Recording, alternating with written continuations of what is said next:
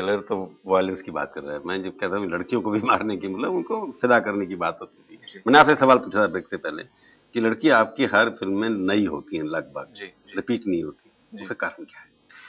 I think बहुत सारा fresh talent है बाहर, और अगर आप उसे टैप करो तो एक फिल्म में फ्रेशनेस आती है और फिल्म यंग दिखती है। और आई थिंक इसमें कोई वो बड़ी लड़के बात नहीं बूढ़े है। होते चाहे लड़की जवान बन लेते रहो, नहीं, आप मैं एक्टिंग इतना करने तो के बूढ़ा लिए। नहीं हूँ, अभी मैं नहीं नहीं, 30 साल का हूँ। बूढ़े मतलब बड़े होते चले जाएं, और लड़कियां नया टैलेंट, लड़कों में नहीं है लड़के टैलेंट।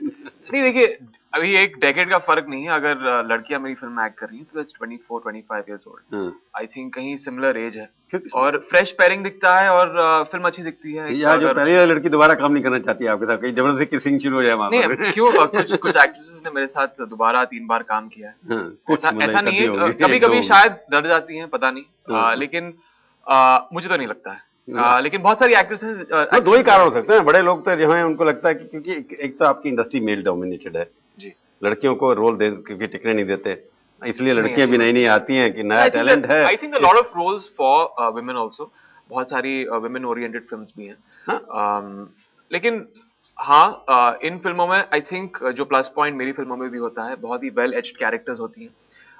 लड़कियों के लिए खास करके, उनके लिए भी सिर्फ एक सॉन्ग एंड डांस सीक्वेंस के अलावा एक कैरेक्टर होता है, एक कैरेक्टर प्रोग्रेशन होता है जो उनको पसंद। नहीं, इमरान के साथ इसी फिल्म में भी ऐसा ही ना, जैसे पहले सीरियल किसिंग की वजह से लड़कियां मशहूर हो गई और आना नहीं चाहती, इसमें भी आपका रोल ऐसा है कि डॉन का जैसे डी कंपनी का रोल है, जी, तो आप ही को चुना उन्होंने। जी, आप ऐसे लगते तो है नहीं, चश्मा वश्मा उस तरह का पहनाना ही इन्होंने, गेटअप कुछ में। गेटअप आपने उसका नहीं दिया, तो आपको लगा नहीं कि ये नेगेटिव रोल करने के लिए इमेज मेरे को इतना हिम्मत, कैसे ट्रेनिंग कैसे किया आपने उसकी? आई थिंक मुझे रिस्की रोल्स करने में मुझे बेहतर लगता है, और कहीं जैसे मैंने कहा कि जो एक नेगेटिव क्वालिटी होती है एक डार्क साइड पोर्ट्रे करने में, हाँ उसमें रिस्क है, कंफर्म नहीं करता है।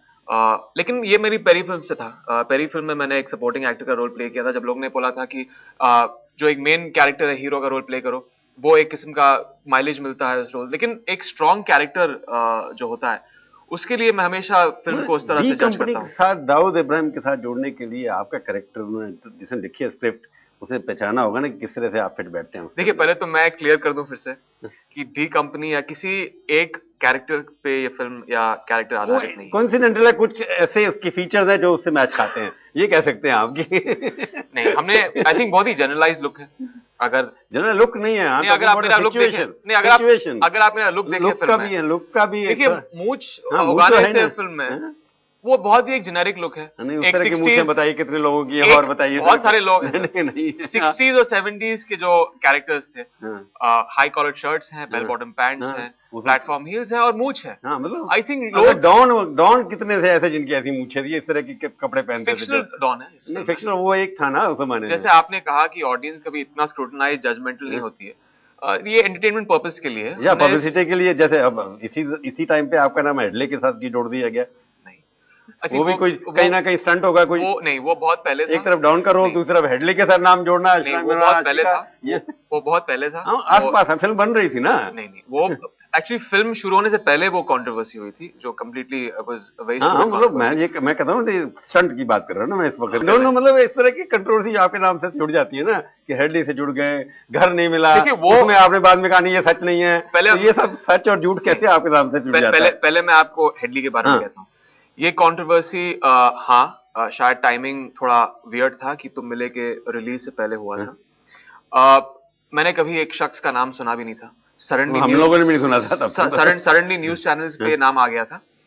तभी ऑब्वियसली बात कुछ और थी। सेकंड डे पे suddenly my name was dragged into it. मैं एक दिन के लिए चुप बैठा, उसके बाद अगले दिन फिर आया कि एक टिकर आया नीचे न्यूज चैनल्स पे, हर न्यूज चैनल पे, कि इमरान हाशमी और हेडली के फोन कॉल्स टैप्ड हैं। That's when I call up my lawyer, और मैंने कहा कि हर न्यूज चैनल, हर जर्नलिस्ट के पास ये बात जो गलत है, जिसका कोई बेसिस नहीं है, मैंने इस आदमी या किसी शख्स का नाम अभी तक सुना नहीं है। मैंने एक्चुअली मिस्टर राकेश मारिया को फोन किया था। मैंने कहा कि आपके यहाँ बोल रहे हैं कि आपके सोर्स से ये आया है। उन्होंने कहा कि हमने मीडिया को कुछ नहीं दिया है, because there is no truth to it. तो मैंने फिर नोटिस भेजा जर्नलिस्ट को और न्यूज चैनल्स को, सेड दैट आप बिना वजह मेरा नाम ड्रैग कर रहे हैं इस कंट्रोवर्सी में। तो एंड आफ्टर दैट स्टॉप्ड। तो ये मीडिया जनरेटेड है। अच्छा, हमने कुछ किया नहीं था।